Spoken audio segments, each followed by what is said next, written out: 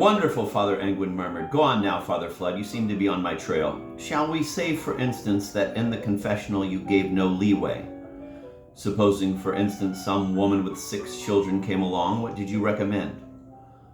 Oh, I said they must abstain. What did they say to that? They said, thank you, Father. They were relieved? The word does not convey the measure of their jubilation. The men of Featherhofton are not noted for romance. And if they said to you, Father, I cannot abstain, for the brute insists on his pleasures, I said, then there is no help for it, my dear. You must have 6 more. I understand, Fludd said.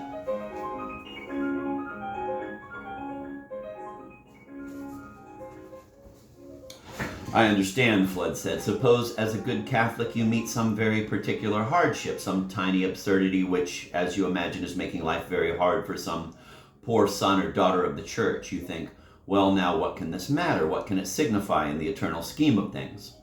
I will just, in this little instance, separate my judgment from the traditions of the Church. But faith, Father Angwin, is like a wall, a big, blank brick wall. One day some fool comes with a hairpin and chooses some inch of it and begins to scrape away at the mortar. When the first dust flies up, the wall falls down.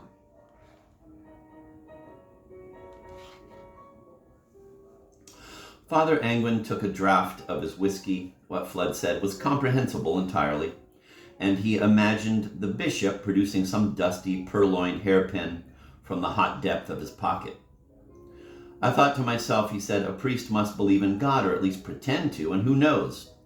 If I pretend for 30 years, for 40 years, perhaps the belief will grow back in again. The mask will grow into the flesh, and if you can accept the preposterous notion of a living creator who gives a bugger about every sparrow that falls, why gibbet the rest of it? Why gibbet rosaries and relics and fasting and abstinence? Why swallow a camel and strain at a gnat?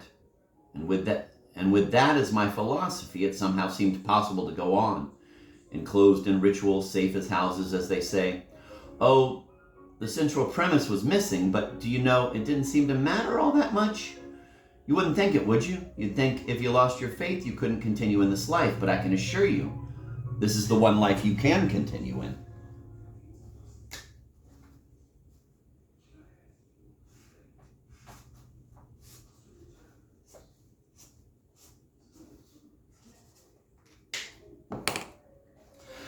You made an accommodation, Fludd said. It is natural. Suppose a woman marries a man after some great love affair. Then one morning she wakes up beside the chap and sees that he is a mere nothing, despicable, a blot on her landscape.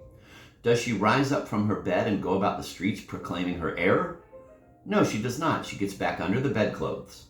For the rest of the day, she is even more civil to him than she has been before. I dare say you are right, Father Angwin said. I dare say the parallel can be drawn. But I have not given much thought to the married state. I put it to myself differently. I thought, suppose your heart were taken out, but you could still walk and talk and have your breakfast. Well, you wouldn't miss it, would you? So, said Father Fludd, you walked about the district without your heart, and you continued to hear confessions and say early mass, and you did all that was required of you and more. You traveled your necessary way, fettered as you were to the stale bridegroom, the church. You didn't shout from the pulpit that you no longer believed in God. Why should I? If the heathen in his blindness bows down to wood and stone, why should not the Featherhoftonians do the same? Oh, I'd be willing, as the bishop says I ought, to deliver them from their ignorance, but what would I deliver them to?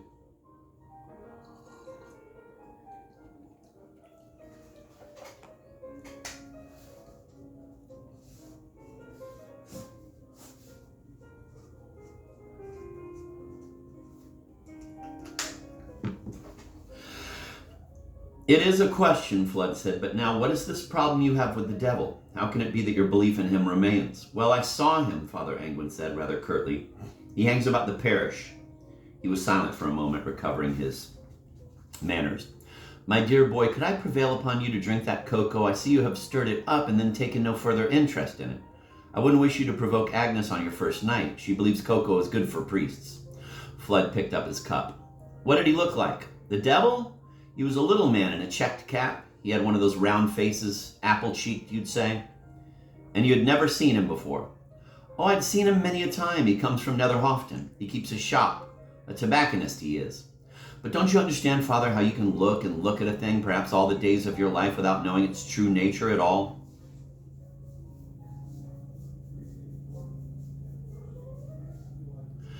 Until one day light dawns. I would not say in this instance that it was light. I would say it was darkness. That afternoon, Father Angwin picked up his own cup and inspected its contents. That afternoon, I say, I was walking about the church grounds, making my circuit around the convent and the school, just having a think to myself. And there the fellow appeared to me, just bobbed up from nowhere and raised his cap. He smiled at me, and by God, I knew him. How did you know him? It was his smile, his horrible jauntiness, the little tune he whistled.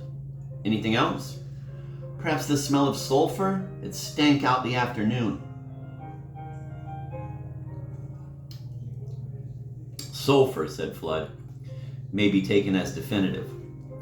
Agnes put her head around the door. She cleared her throat. Are you finished with the tray? The rest of her appeared. It's bedtime, she said. We keep decent hours, Father Fludd. Agnes, Father Angwin said. Father Fludd is not obliged to go to bed just because you are going. It's not a matter of obligation, Agnes said.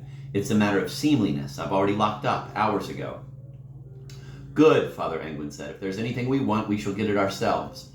Father Fludd, I dare say, knows how to boil a kettle. Miss Dempsey went out and double-checked the big bolts on the front door, rattling them as she did so, not in protest at being sent about her business, but as a counter to the deep calm that had fallen on the house. The storm was over. When she looked through the kitchen window, she could see that the trees still swayed, but only a little, like polite dancers on a crowded floor, and any noise they made was lost to her, shut out by thick stone walls and the evening's events.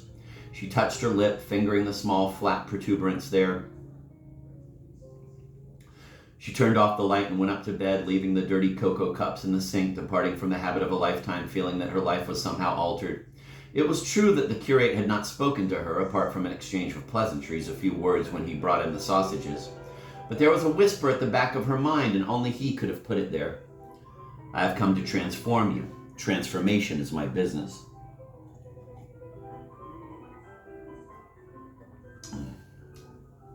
The two men sat on, talking through the night. Soon it came, the peevish dawn. The fire fell to ash. Father Angwin felt his way upstairs in the dark, his hand against the wall. He had an hour or two before he must be up to say Mass. He lay down, removing only his shoes, and fell at once into a deep sleep. When he woke up, he did not know what time it was. His mouth felt dry. There was unaccustomed sun outside the window. He lay thinking, not caring about anything very much. It seemed possible, probable even, that he had dreamt Father Fludd. The details of their conversation were remarkably clear, but he found that he could not call the young man's face to mind. Bits of it he could get, an eye, the nose. He could not somehow fit it together. It seemed possible that Fludd was some composite figure he had got out of his imagination. Perhaps he had fallen asleep before the fire. He sat up, rubbed his palms over his face, put the heel of his hands into his eyes and rubbed them, stroked his chin and thought of shaving, conversed mentally with his empty stomach and promised it a digestible coddled egg. Then in his stockinged feet, his shoes in his hand, he crept down the passage and pushed open the door of the curate's room.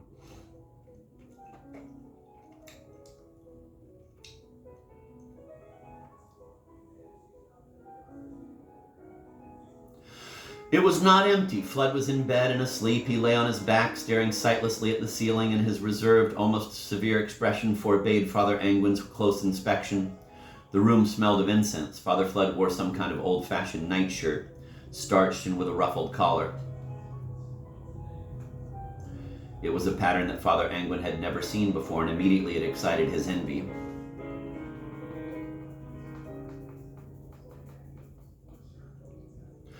He turned away and tiptoed from the room, closing the door softly behind him, though it did not seem to him, as he remarked later, that an earthquake would have disturbed the curate. He looked like a bishop upon his catafalque. Immediately this image occurred to him. Father Angwin thought bishop. We had no discussion of the bishop last night. His name was not even mentioned. If Fludd is a spy, I am ruined. But would any spy sleep so soundly? Then he thought, I am ruined anyway. And there was the housekeeper downstairs about her morning round and singing once more. Miss Dempsey, he thought, had conceit of her voice to impress that oblivious, motionless, waxen image in the room behind him. He wondered for an instant whether he should return and take the curate's pulse. But no, if Father Fludd was in the habit of dying during the night, that was a matter for himself. A fragment came back to him from last night's conversation. Had not the curate quoted Voltaire? It is no more surprising to be born twice than to be born once. Wow, that's a good one.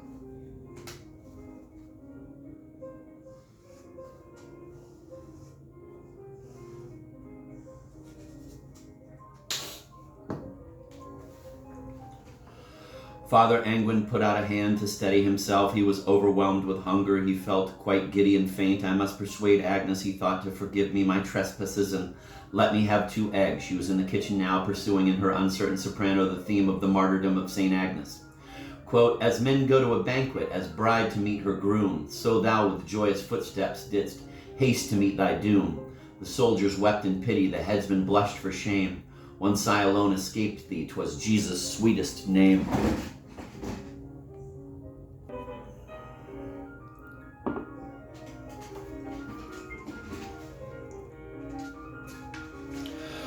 Four. That afternoon, Father Fludd undertook a parish tour. Father Anguin conducted the curate to the front door. They may ask you into their houses, he said. For God's sake, don't eat anything. Be back before dark. He hovered, anxious. Perhaps you shouldn't go alone? Don't fuss, man, Fludd said. Father Anguin felt the weight of his responsibility he had taken to the boy. The topic of the bishop lay uneasily between them, but since so far there had been... You want a couple cheeseburgers? Maybe extra.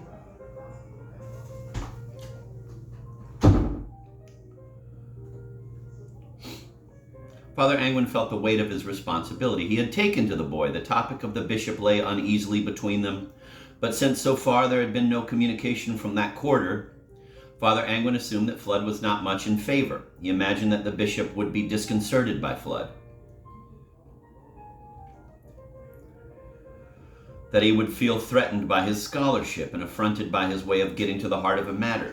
No doubt, then, the parish was to become a dumping ground. Fludd was a discard, like himself. Here, he said, take this umbrella. The glass has been falling. There was a halo around the moon. It will rain before evening. Fludd accepted the umbrella. The 2 priests shook hands formally, and then Fludd strode out downhill.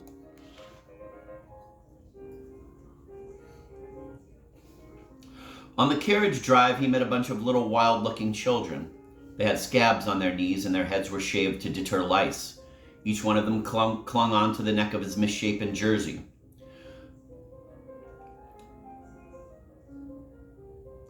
We saw an ambulance, Father, they said. Touch my shoulder, touch my knee. Pray to God it won't be me. Then we have to hang on to us collars till we see a white dog. But you haven't got collars, Fludd said. Where they would be if we had, the children explained, and one small girl said, we have to make do. I see, Fludd said. Well, I hope you see a white dog soon. Do they do this all over the district? Not in Netherhofton, the children said. After some thought, the girl added, the ambulances don't go up there. Fludd was curious. Who told you that you must do this? The children looked at each other. They could not remember being told. It was the thing that they had always known. A few of them said, Mother Perpet. The little girl said, God. Father Fludd passed the school gates, and soon the rough track ceased to be the carriage drive and became Church Street. There were cobbles underfoot and high hedges, gray in aspect, leaves drooping. Through their gaps he glimpsed fields, hummocks of coarse grass flattening in the wind. He stopped to examine a leaf. He wetted his finger and passed it over the surface.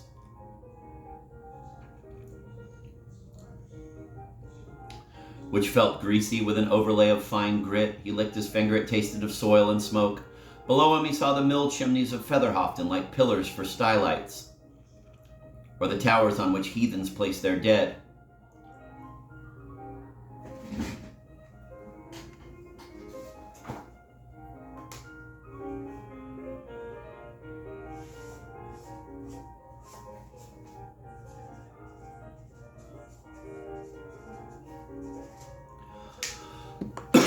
I'm going to reread that paragraph. Father Fludd passed the school gates, and soon the rough track ceased to be the carriage drive and became Church Street. There were cobbles underfoot and high hedges, gray in aspect, leaves drooping. Through their gaps he glimpsed fields, hummocks of coarse grass flattening in the wind. He stopped to examine a leaf. He wetted his finger and passed it over the surface, which felt greasy, with an overlay of fine grit. He licked his finger. It tasted of soil and smoke. Below him he saw the mill chimneys of Featherhofton like pillars for stylites, or the towers on which heathens place their dead.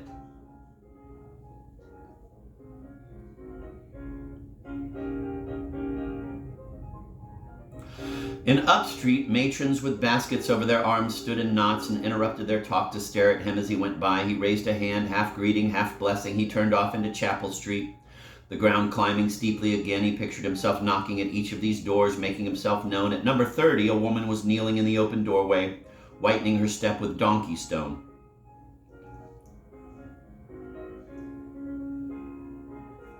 He stood and watched her, uncertain whether to speak. Then, thinking himself without manners, strode on.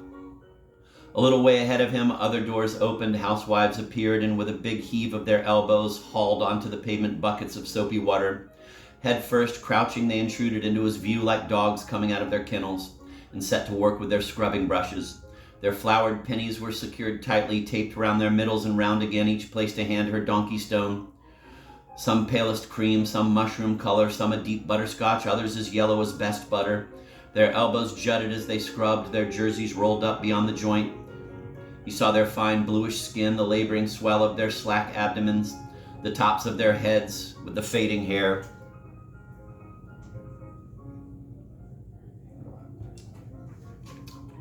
He pitied these women. Several of them, Father Anglin said, had lost their husbands in the council house riots of the previous year. The sight of the riots, raised now, seemed to smoke still in the afternoon air. And where the men had fallen, each asserting his right to the fat of the land, impromptu crosses were stuck in the rubbly ground. Either they should have built houses for all of them, Father Anglin said, or none at all. Last night he had spoken of those days as his worst in Featherhofton, the gangs of muttering, mutinous women, handbags filled with kitchen knives and bottles of paraffin, the misspelt placards on the church door, and finally one summer afternoon, the call to say that the constabulary had moved in, that there were casualties, that the fire brigade was on its way.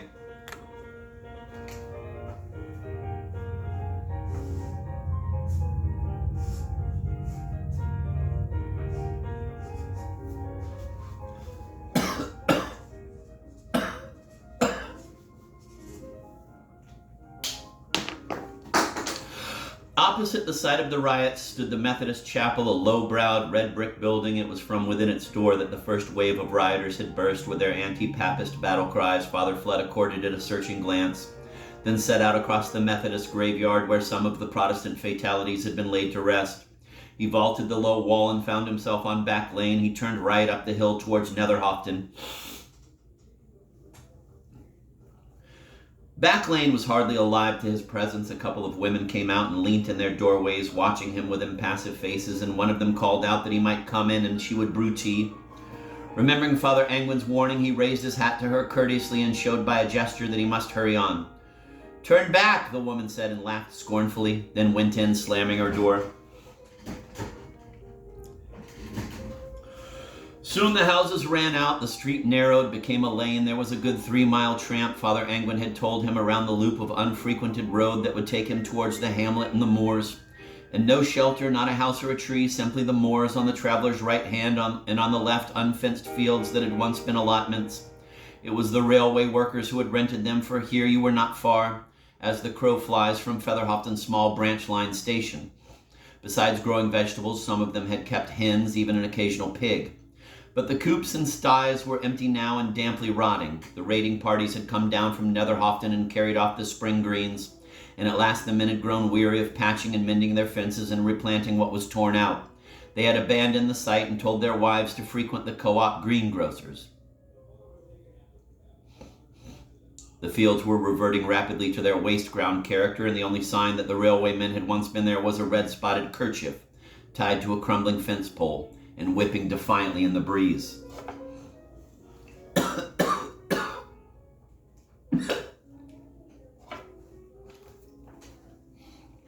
Father Fludd halted and looked at the empty road before him. He felt chilled and tired. He fished in his pocket for the sketch map that Father Anglin had drawn for him, and saw that if he were to retrace his steps down Back Lane to Up Street, a short climb would bring him to the station yard, and from there a footpath cut straight across the fields to Netherhofton's Main Street. He squashed the map back into his pocket and turned on his heel. As he passed the house where the woman had offered him tea, he thought he saw a curtain shift at an upper window. Up Street was largely deserted now. Once you had done your shopping, he supposed there was nothing to detain you. He looked at his watch. It was almost 5 o'clock, and the inhospitable chill of an autumn evening was already in the air. A compound miasma of leaf mold, coal fires, wet wool, cough syrup. As he neared the station, Fludd saw advancing upon him another gang of juveniles, older this time, more orderly, a dozen or so adolescents in tight formation. These young Featherhoftonians were the pupils of the grammar school in the nearest town. They were few but conspicuous. Their maroon school uniforms, bought large so that they could grow into them, stood out from their bodies like the dark capes of crusaders. There was a wary, darting-eyed expression on the faces of the gawky lads of 18, their little caps on their heads, satchels like postage stamps, slung over their great bony shoulders.